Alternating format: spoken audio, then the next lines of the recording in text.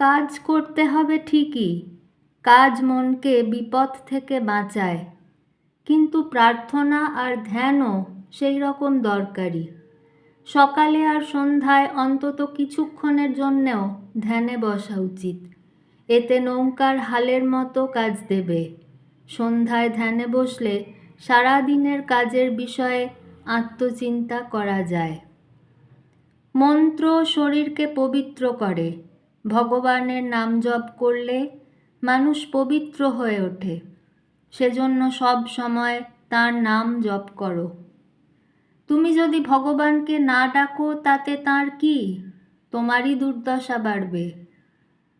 ধ্যান করার অভ্যাস করো, তাহলে ধীরে ধীরে তোমার মন এত শান্ত আর স্থির হয়ে উঠবে যে ধ্যান থেকে মন সরিয়ে নেওয়াই কঠিন হয়ে দাঁড়াবে।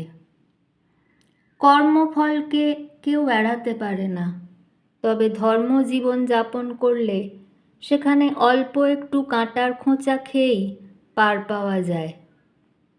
প্রাতঃ সন্ধ্যা আর সায়ং সন্ধ্যাই ভগবানের নাম নেওয়ার সবথেকে ভালো সময়।